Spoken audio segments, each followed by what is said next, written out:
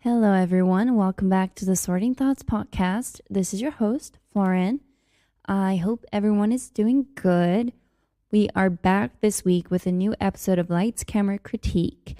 And the films we're going to critique are one that takes place in Korea, another one in the greatest city in the world, aka New York City, where a couple is going to happily get married. Question mark on the happily. And our third and last one is a sequel of a horror film that is also about a wedding. So if you guys are interested in that, without further ado, let's get into it.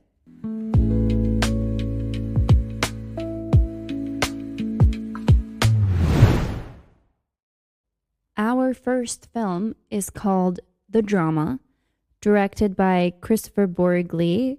And in this film, we have actors such as Zendaya, Robert Pattinson, Alana Haim from the music group Haim, Mamoudou Athie, Jordan Curry, and Haley Benton Gates.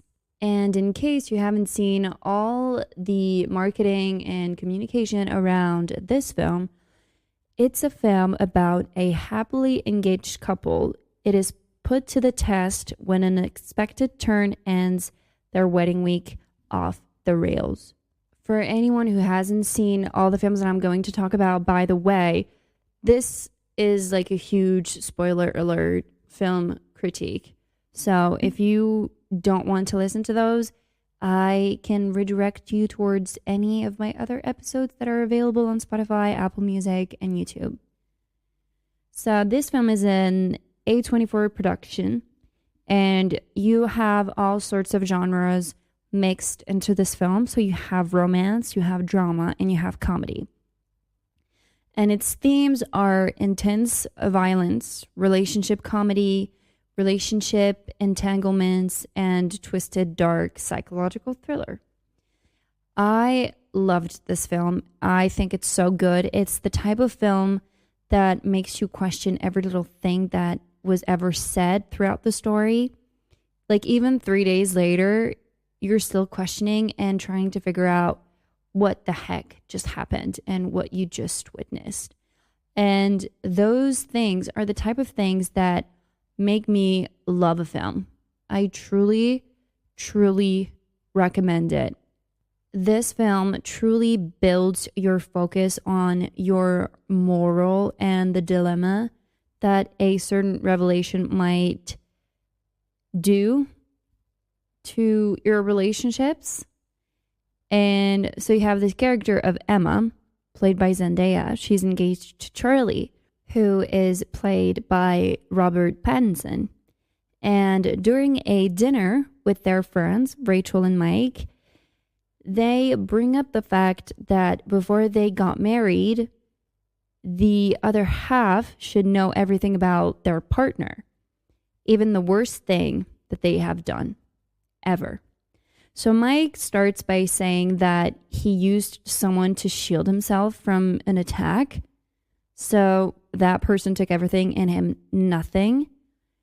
Charlie says that he bullied someone online so bad they have to move town and schools. And like those two things are not like the worst things. They're bad, but it's like, okay, you've done something terrible, but compared to what I'm about to tell you next, this is nothing. So we have the character of Rachel. Rachel. Listen up. She locked up a kid in a cabinet that was in the middle of nowhere. And mind you, that kid was mentally ill. He was a bit slow. I'm just repeating her words. She locked him up and left and told nobody. And then we have Emma. And during her high school years, she had planned an attack, but she never acted on it. Something else happened that day, so she just did not end up doing it. But she had everything planned for the school shooting. She had the gun. It was in her bag. It was at her school. She had practiced shooting months in advance. And during one of those practices, she hurt her ear and her eardrum popped. It bled, and she had been deaf in that ear since then.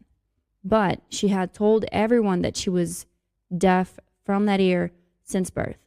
This is actually how Charlie and Emma met, because he was trying to talk to her, but he was talking to her through that ear, so she couldn't hear shit because she had an AirPod in the other one. So she couldn't hear anything. So you were like, at first you're like, oh, is she just ignoring him? And it's like, no, she's actually deaf. But the reason why she's deaf is because of the worst thing that she's ever done. And by the way, they were all in their teens when those things happened. So the dilemma here is that, as you may know, in America, there's these famous school shooting cases that happen, one of them being Columbine, that happened back in 1999. It is the most famous one out of all the school shooting cases, but they actually have been happening since 1927. So it being said, that has hurt a lot and killed a lot of children and teachers throughout the decades. And it's a horrifying act in itself, even though Emma didn't really act on it. Is it morally okay? Can we still blame her for something she didn't end up doing? But she had planned it, right? Like, how do you handle such a revelation? How do you move forward knowing that? Did you really know that person? Did you think that person was capable of something like that? Is she to blame? Because she had definitely been bullied. But did she actually have to go that far? But also somewhat she didn't, because she didn't kill anyone. She had planned it and that's it. But still, that's a little bit psychotic. Should you warn the police after discovering such a thing? Is she still a psychopath? Like, is she still thinking like that? Like, was the bullying really to blame, or did she use that as an excuse to do that because she's psychotic? It's a bunch of questions you're asking yourself during and after the movie. Charlie's excuse, by the way, seemed a little bit off, because he took like a minute to think about it and be like, what is the worst thing that I've done? And when I guess I imagine when you ask yourself, what's the worst thing that I've done? You immediately know because you feel guilty about it. I mean, that's just how I see it it's just from my perspective. When I do ask myself, what's the worst thing that I've ever done? Yeah, I immediately know. It's like, I don't know, I don't have to think too hard about it. And it's like Charlie didn't really do anything throughout his life besides being sort of an art nerd. And, he hasn't been really doing like bad stuff, and even as a kid, you can do like, personally, my worst thing is one that I've done as a kid. So even as a kid, he didn't seem to have done anything wrong, And I feel like going for the excuse of bullying is just something that's just so common, unfortunately, in schools and in high school. Why wouldn't they believe him?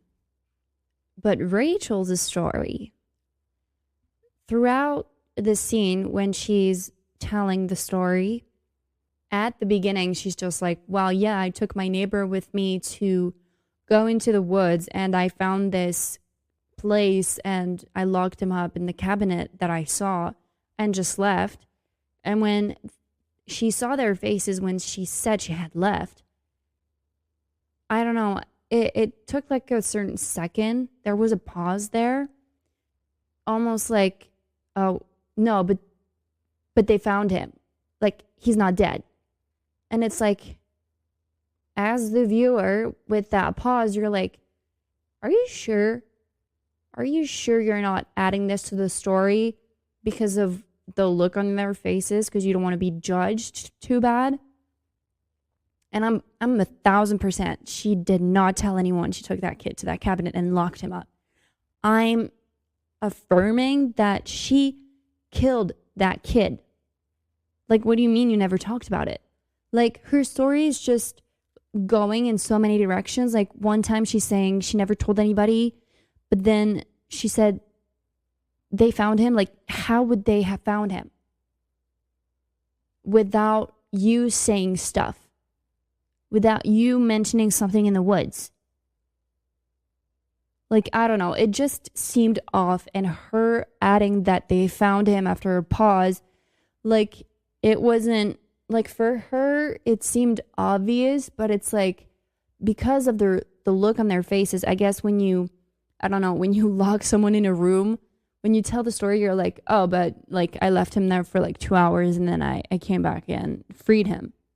Like, immediately you say that you've freed that person that you've locked up. But it took her a bit to say that. And that's what makes me question her story and how legitimate it is. But I'm not endlessly going to talk about Rachel's story because the story is not about her. But, I mean, I needed to get this off my chest. I needed to say that because I just think she's a bitch. And I think she killed that kid. Period. I feel like there's a double standard in this movie that I started to realize after seeing the film. So Charlie goes on to cheat on Emma, right? I think that because he wasn't sure of her anymore, but also because, you know, after confessing their stories, he realized that he was lacking of a worse thing story, you know? And I feel like he wanted to have that worse story before getting married. So I think that when he cheated on Emma, he was led by both of these things, by the fact that he did not have a story and by the fact that he didn't think he truly knew the person he was going to marry in 2 days. And also, I can't believe how easy Emma was to forgive him after he did that to her, and that it was revealed to her at her own wedding on her fucking wedding day, where the person he cheated on her with was invited to. Like, that's one fucking betrayal right there. Like, the feeling of betrayal and anger would take over, and I would never want to be anywhere near close to that person anymore. I would probably get that ring off my finger and throw it at their faces. Like, who are we? Like, get some sense. I don't know. And yeah, she's just forgives him so easily. And when he wasn't so adamant to forgive her for something she didn't even end up doing, she thought about it. She never acted on it, and then realized by having friends and having a support system that there's something more to life than just death and guns. And she decided to be an advocate against gun violence. She never ended up doing that. He acted on it. And throughout the film, he's so hesitant towards Emma after that. I mean, I would be too, if I'm honest, if something like that was revealed to me. But it's like, she easily forgives him because I think she forgave herself for that and gave herself a second chance at life, and that second chance worked. And that's why she easily forgives people and gives them another chance, because she was giving that chance. Imagine if she hadn't been giving that chance. Where would she be now? probably not here. To me, at least, in my opinion, I think this is why she gave Charlie a second chance. Because she was giving that second chance, why wouldn't she give another chance to anyone else's? Maybe they can change. You don't know that. So, yeah, this movie really is about what's worse and the moral ambiguity behind it. Because at the same time, you're like, okay, Charlie forgave her for the action she'd end up doing, but the action she had planned. On the other hand, he acted, and because of the second chance she gave herself and the second chance he gave her, in a way, she gives him another one, and she gives them a chance. So Emma's character is really full of empathy and is not scared to give others multiple chances because she knows what it's like. And she's her greatest example at succeeding at second chances. Coming back to the themes of this film, you obviously have bullying, because from what we've seen in the flashbacks we were shown, Emma was being shoved, was being called names. People were telling her she smelled bad. She looked very lonely. She didn't have many friends. Looked like she didn't have anybody to talk to. She probably felt like an outcast. And the only thing that sort of made her feel something was a violence. And a lot of American kids have access to guns. And her dad had one, and she sort of got interested in it and how it worked and how she could use it. And I think that that's how it came about for her, considering a school shooting.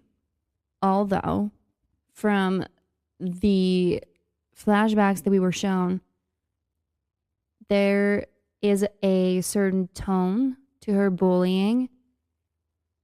And that tone is so that you don't really feel a lot of empathy in those clips.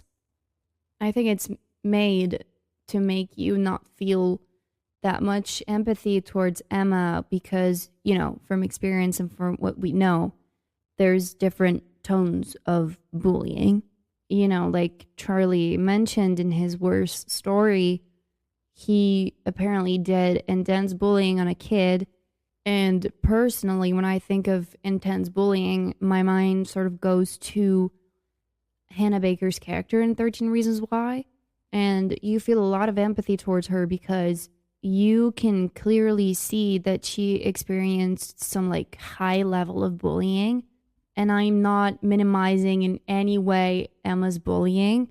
You never know what's going on in someone's mind. You never know what can push them over the edge. And clearly that was enough for Emma because she already felt like an outcast. She felt lonely. She didn't have many friends. And that was the only thing that she saw, the violence and the gun. And she saw that, you know, people were doing it all over her country. And that is a real issue in the United States. And yeah, for her, it was like, yeah, I guess that she didn't see past that because she felt so angry towards those people that were bullying her, calling her names, saying she smelled bad, shoving her, that she wanted to take revenge on them. And by that revenge, she meant kill them. And when I first saw that clip, I was like, okay, I get it. I get why. I understand why she had planned a mass shooting. And like it made sense. It explained why she had planned it. But I feel like those clips, you know, like the writers could have chosen worse bullying actions in a way. Like, you know, on a scale, there's worse things than being shoved. Like, I'd rather be shoved in the hallway than having my head dumped into the toilet seat. I'd rather be called names than having a trash being emptied on my face like Beverly in the It movies. And I feel like they made those choices because they didn't want the viewer to feel too much empathy towards Emma, because it wants you to question the morality of the planned action. Because usually when you get a reaction that massive as planning a school shooting, you'd think that the bullying was, putting her head in the toilet, emptying trash in front of everybody on her head, taking her clothes from her when she was changing after PE class. You'd think that those were the actions that were made when she was in school, and that's why, she had planned to kill everybody. But also, at the end of the day, you don't know what's going on in someone's mind. You don't know what they're going through. You don't know how much it's going to affect them. You don't know shit. Everybody's reactions are different. But I feel like morally, you question the proportions of everybody's actions here. So you'd think she equally reciprocate, because you're not the one being bullied and you're not the bullying person. You're just here in the movies, you're seated, and you're just seeing actions happen in front of you. And so you're not emotionally involved in the situation. So you just think, personally, what I thought about was the planning of the mass shooting reciprocated the actions that were taken at school. And I think that that's what the writers wanted. I think the writers didn't want you to think too much with your empathy and more morally without being emotionally involved with the character too much, so that you could question that moral ambiguity and be like, can I judge Emma? Is what she did worse than Rachel? The only thing that I've allowed myself to judge Emma on was we were shown a flashback of her practicing shootings, and there was a dog tied at the tree, and she was aiming at the dog, but we didn't see more than that. So technically, I can't make an opinion on that because we don't know if she shot the dog. And as someone who is very obsessed with criminal cases, we all know that most criminals start by killing animals.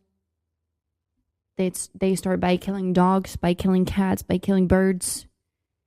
You know the drill. So we didn't see any of that. So who knows?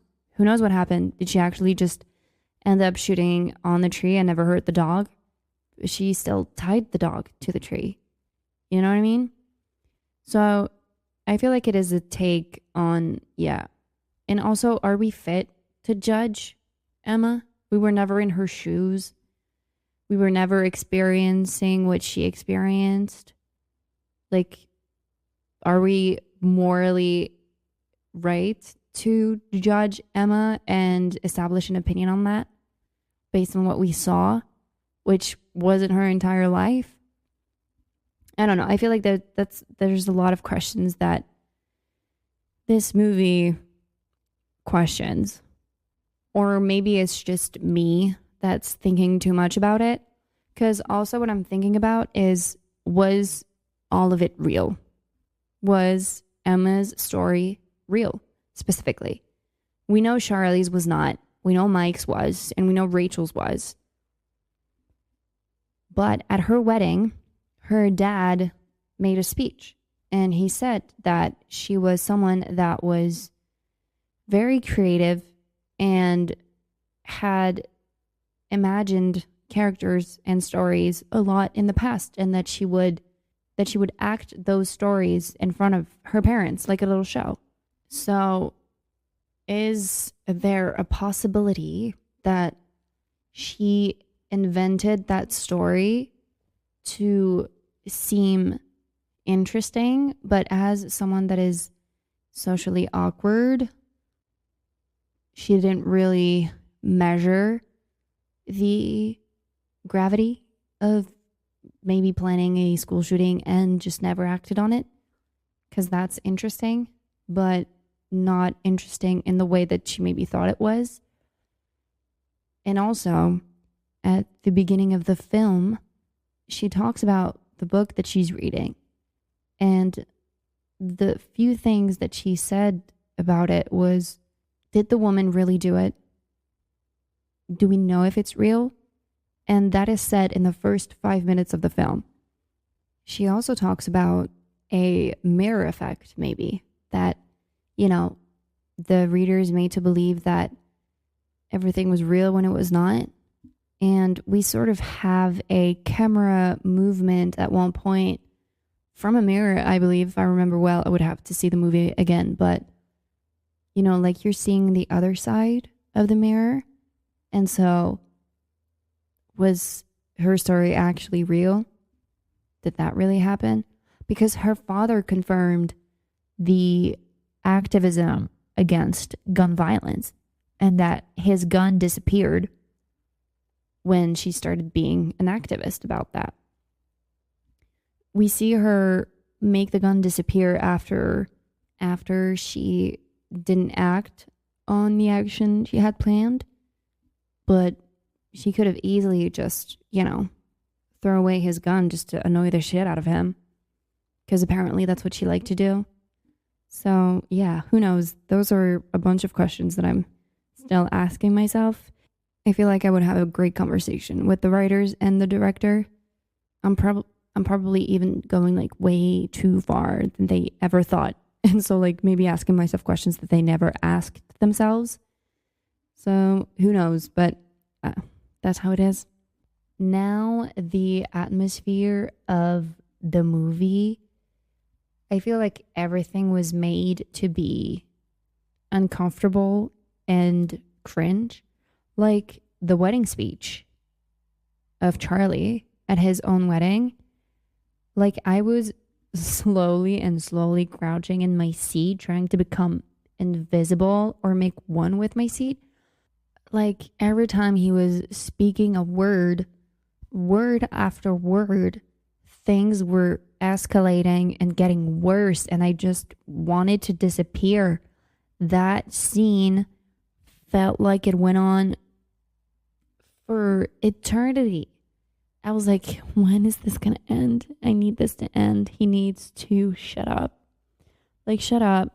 Don't say anything else. And just when you think he said the worst thing, no, and something even worse comes out of his mouth.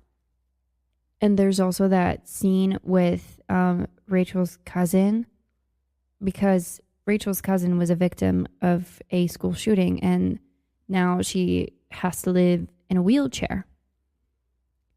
And Charlie was trying his best to sort of like force Rachel and Mike to forgive Emma for her past actions that she did not end up doing, and just like move on, because apparently something traumatic happened to her, which was like, he excused it by saying that she had witnessed her neighbor's car accident and that she had seen her neighbor being killed by it, when absolutely not. She was like not there at all at the crime scene. So that was very awkward. And so Rachel had mentioned that she was having lunch with her cousin. And so when Charlie leaves, he bumps into her cousin, and then he's like sort of like holding her hostage, stepping in her way so she can't leave. And I don't know, over explaining himself and not finding his words. And it's like, bitch, she doesn't fucking know you. She doesn't know who you are. Like, stop. Leave the poor girl alone. She's in a fucking wheelchair. You cannot stop her from going where she wants to go. That's not it.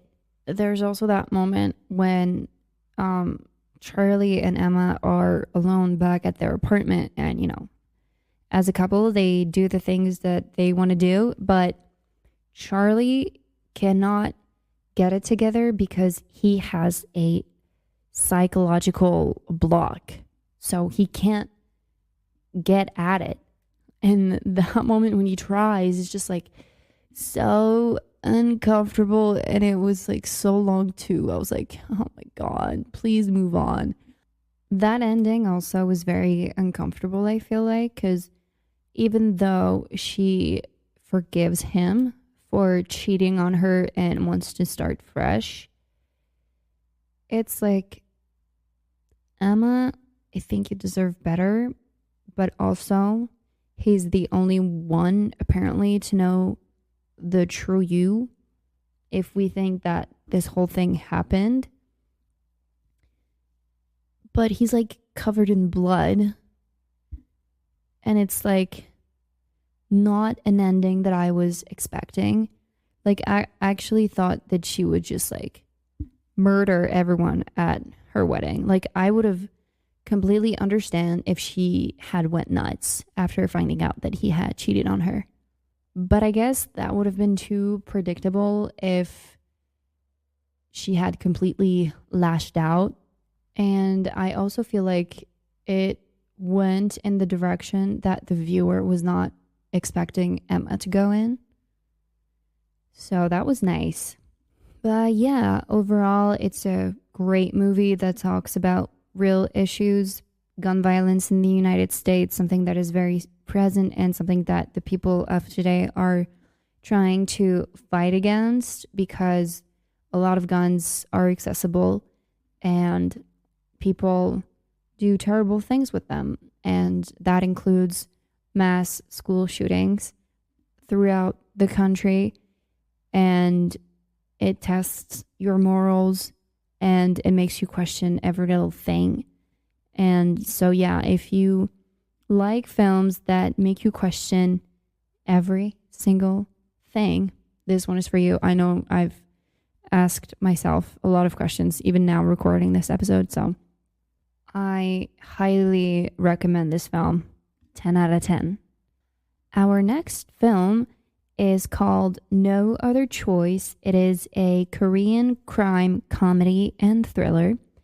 It tells the story of Yoo Soo after being laid off and humiliated by a ruthless job market. A veteran paper mill manager descends into violence in a desperate bid to reclaim his identity. I love South Korean films. I adored Parasite by Bong Joon-ho.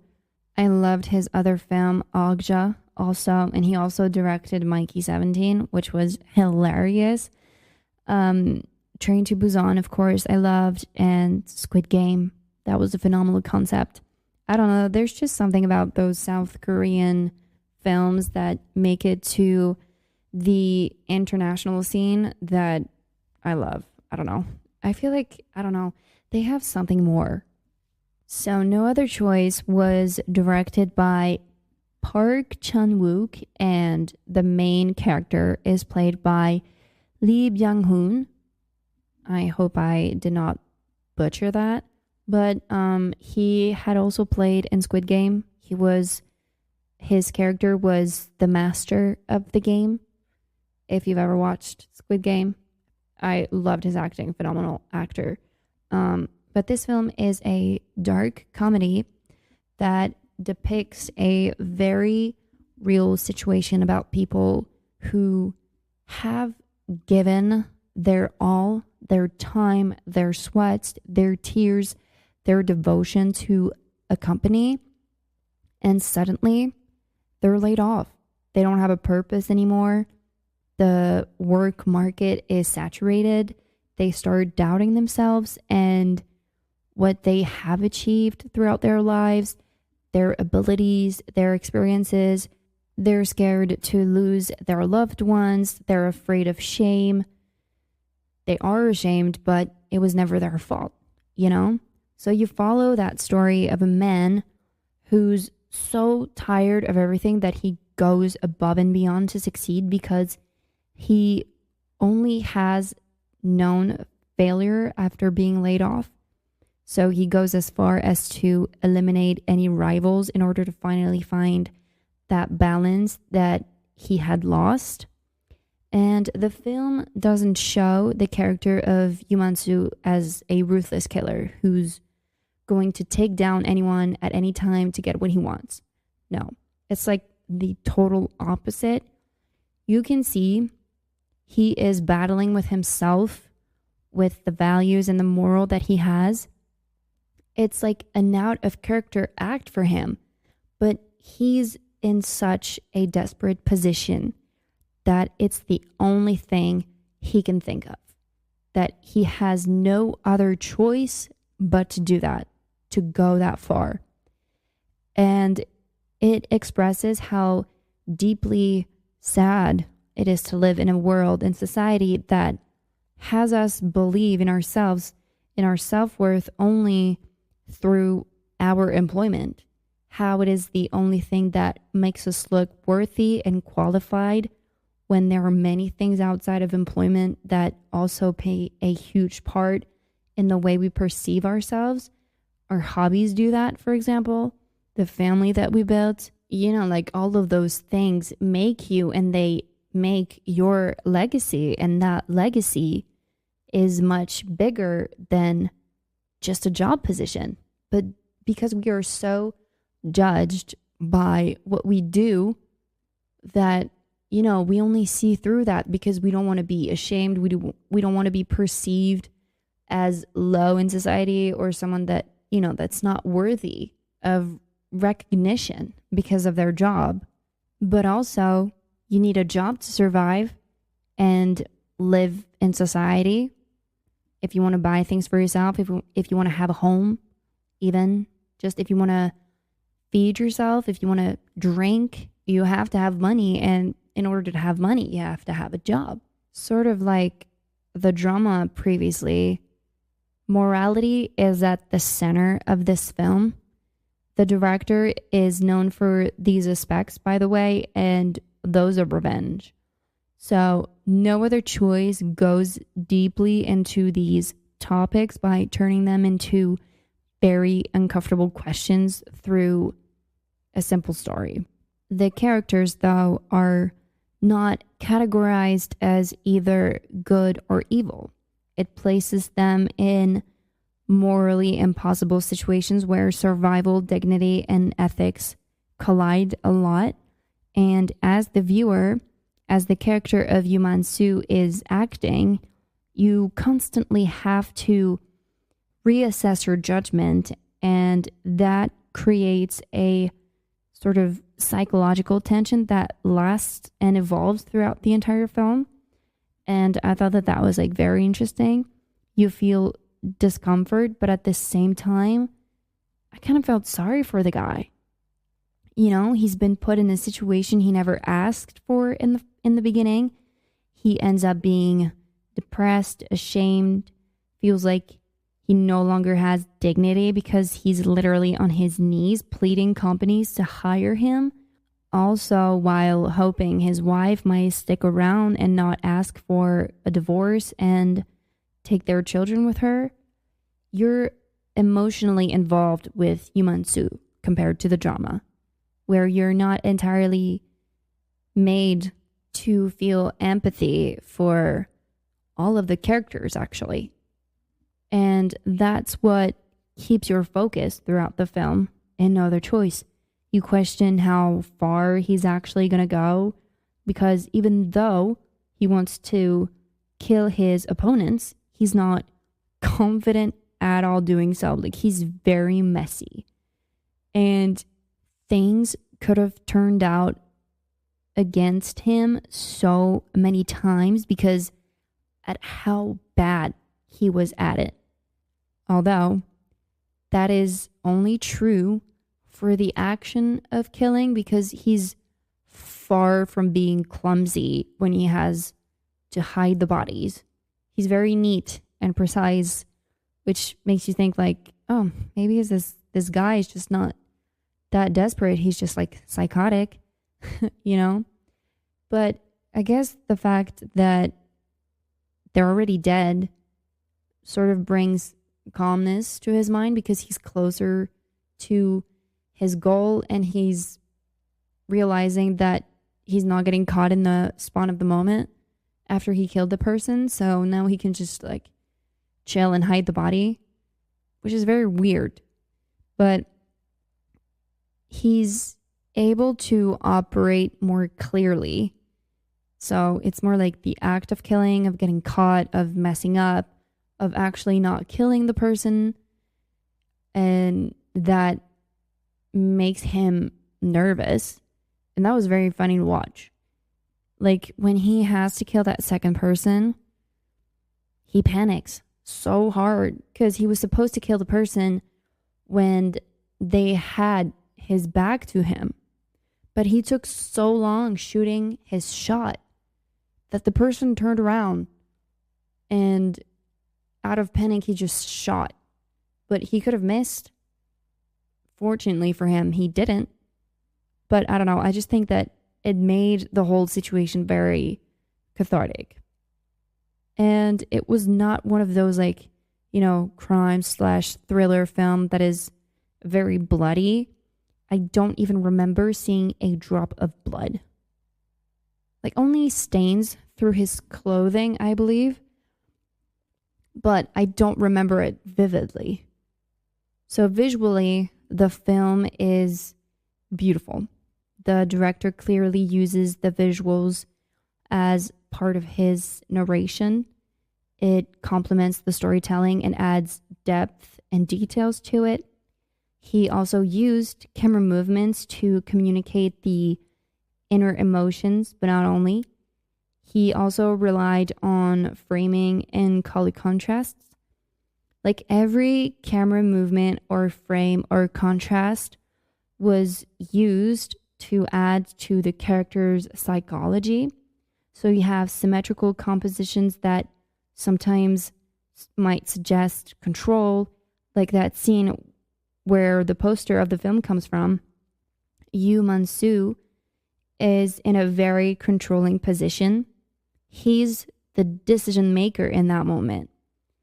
And to add to that sense of immense control, which was life or death, you have this like low angle shot that gets wider and wider the more he's like confident, and it really shows him as the decision maker.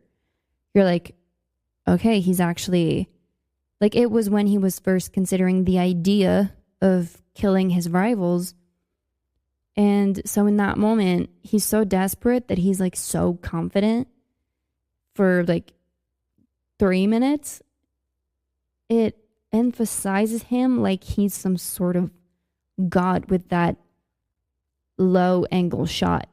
And that shot is important in the sense that it's a turning point in the story of Yu Man-soo and in the film. That's when he, like I've said, he decided that he was maybe capable of killing his rivals. And I don't know if by the end of the movie, he's actually happy about where he's at and what he committed, because I feel like it costs him his values and morals. And I feel like his wife sort of understood everything that had been going on and what he did, because I haven't talked too much about it because that's not like the most interesting part of the film. But there's a police investigation and Yu Man-soo is interrogated a few times. His wife is there in the background, so she listens to the conversations and she's seeing that her husband is planting trees all around their property all of a sudden. He's very interested in like plants and stuff, but it's like those things are happening at the same time as those people are going missing. That's a little bit weird, you know?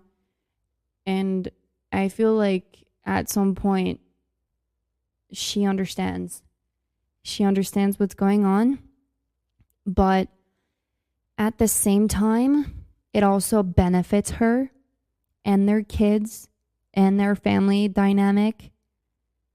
So it's like, and you also have this thing in China, Korea, Japan, where you are immensely judged based on your social status.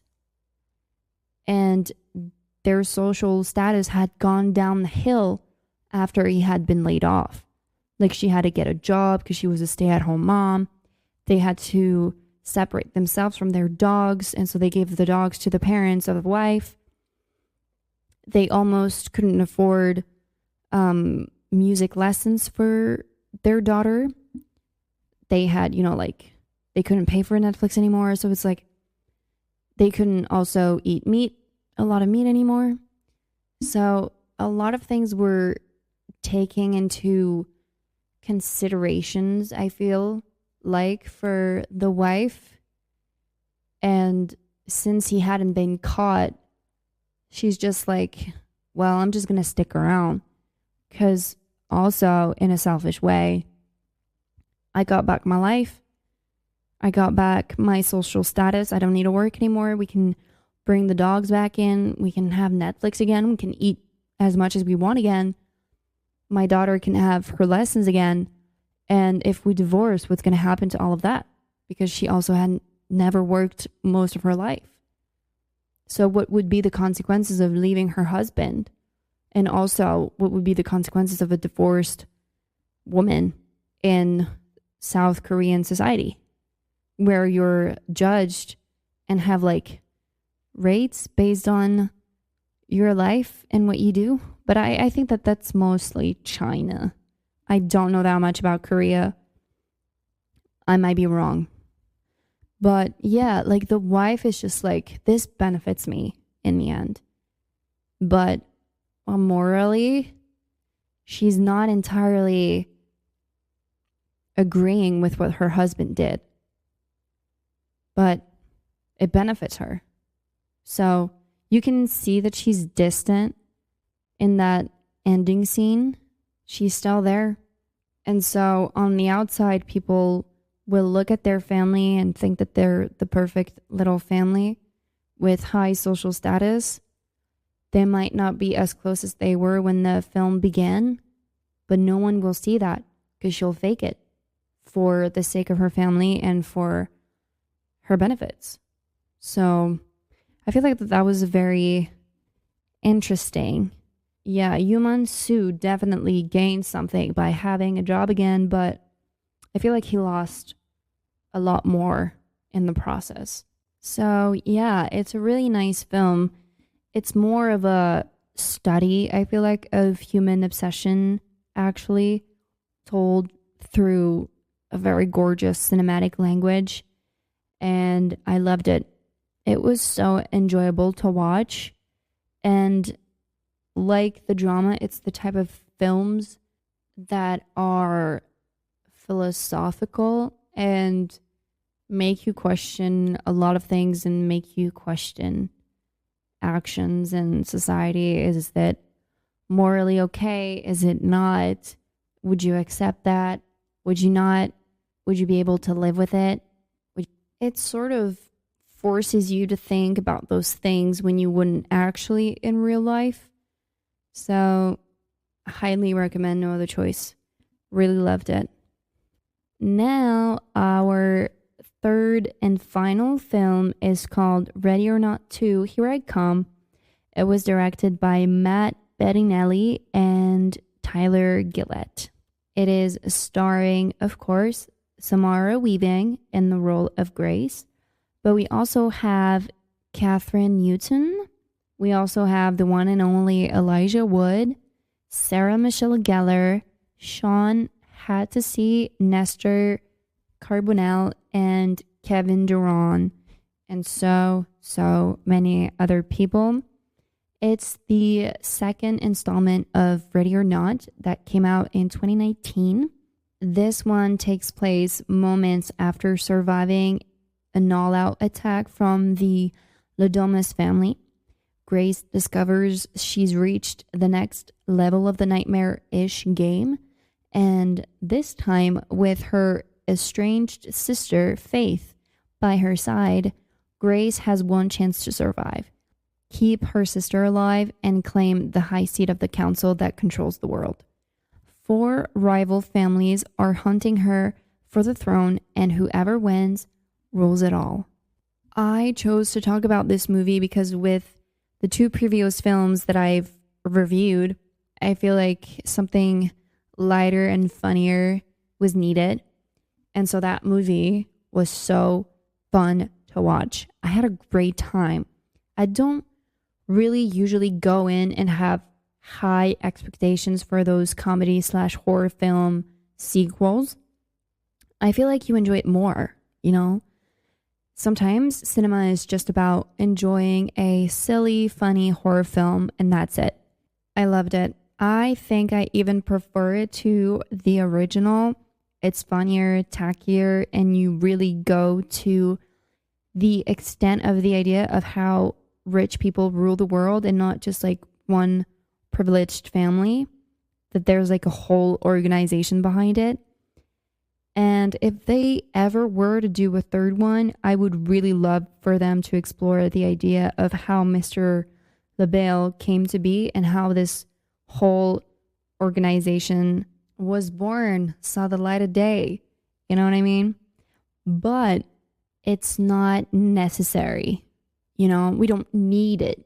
Just like this second one, we didn't really need it. After like the first one is just fine by himself.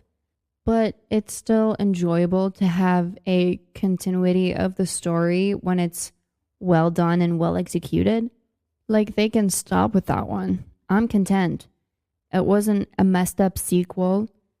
That was the only thing you're usually worried about as a horror fan, is like, are they going to mess up the second one because the original is just so good that you can't do better than that?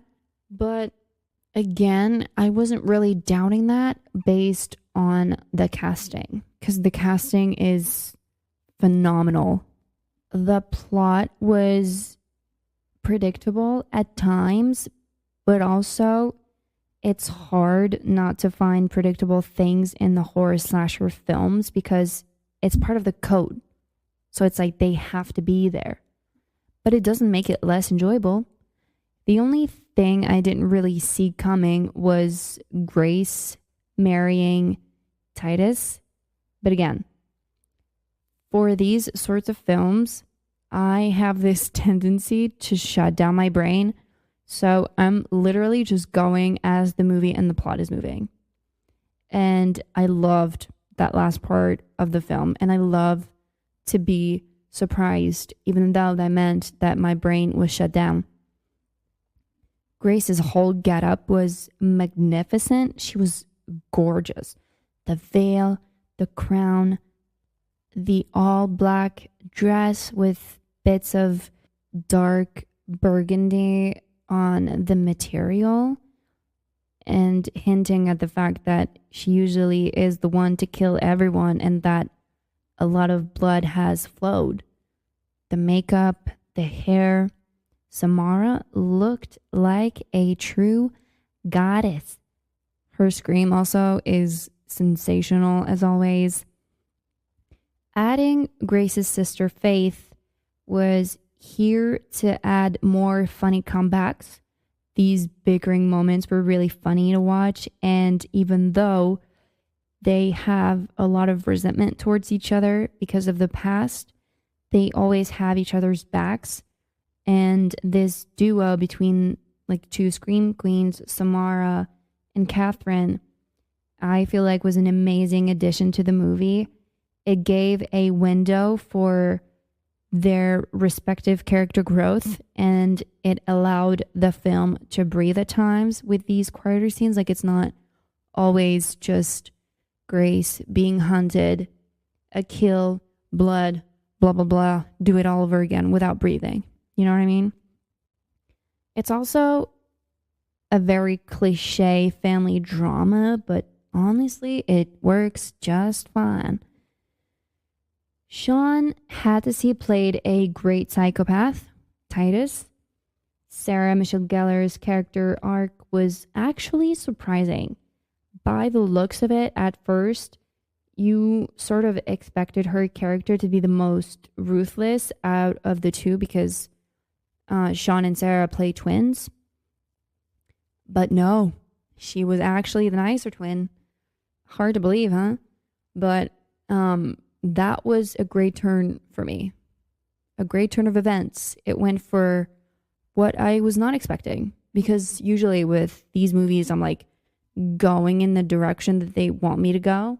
I don't think too much about it. I'm here to relax. I'm here to have fun. So yeah, brains shut down. But it added fun to the character and the story. And also both of their micro expressions were phenomenal. Like it definitely added twist and depth to them and to their sort of psychotic personalities, because you have to be completely psychotic to be chasing someone in order to have the high seat of a council ruled by Satan himself. That's psychotic. And I can't imagine what it must have been like to grow up in that kind of family. But anyways, the murder scenes are funny and bloody, just like in the first one, if not more. Like in the first one, they used ancient weapons, whereas in this one, everything's allowed. One even pulled out a bazooka. And when I saw that character come in with that weapon, I was like, oh God, no, that's too funny. And are we in Fortnite? I don't know. Why the bazooka? Like, bitch was so angry that she brought a bazooka to make sure to really eliminate and kill Grace. That was so funny. And also they used at one point a pepper spray as an arm. Hella funny scene. Loved it. I was cackling in my corner in my seat. Elijah Wood's character as the attorney really added on top of the absurdity of it all. So even Satan has a lawyer. Like, what the heck? But it's funny and it works and I loved it. The funniest moment was in the end when everyone fought for the ring that gives power to whoever has it. It was silly, dorky, and bloody. It was ridiculous. I loved it. Also, Elijah Wood wore a wig in this film. If you know, you know. I don't want to say more, but it was so good. Like, it was so funny. It's so ridiculously funny, and I live for those comedy that are ridiculous. And on top of it, it's a horror film, so I can only but like and enjoy the film. In other words, this sequel was funnier, bloodier. It went further than expected in the storyline, creating a bigger world and piquing the viewer's interest in wanting to know more. Like I've said at the beginning of that film's review, I want to know how this all came to be. That would be really interesting. That would be if they were to do like Ready or Not 3. But also not entirely needed. But I would enjoy it. It was, I think, a satisfying and successful sequel. Could we have lived without it? Yes. Was it fun and did I have a great time? Absolutely. Keep them coming. 10 out of 10. And with that word, I am done. That's it for this Camera Lights critique episode. I hope you guys enjoyed it. And the films that I picked, I really wanted to finish with a lighter film. Like I've said before, something a little more fun and lightheaded. Whereas the two other ones were like kind of heavy and demanded bigger philosophical interpretation, if that makes sense. I also wanted to pinpoint again that not every film has to be like that. You can just enjoy cinema as it is, like a simple, funny film. That works too. Everyone has taste and has their favorite different genres. It's totally fine. That's what makes the cinema spectrum so grand and diverse. So keep going to the cinema, keep enjoying those silly little films. Keep also enjoying those more philosophical films if you like them. But don't shame anyone else for their tastes, all right? With that being said, this was your host, Florin. Don't forget to follow and support the podcast. That would mean the world to me. Thank you for listening, and I hope to see you guys next week. Bye.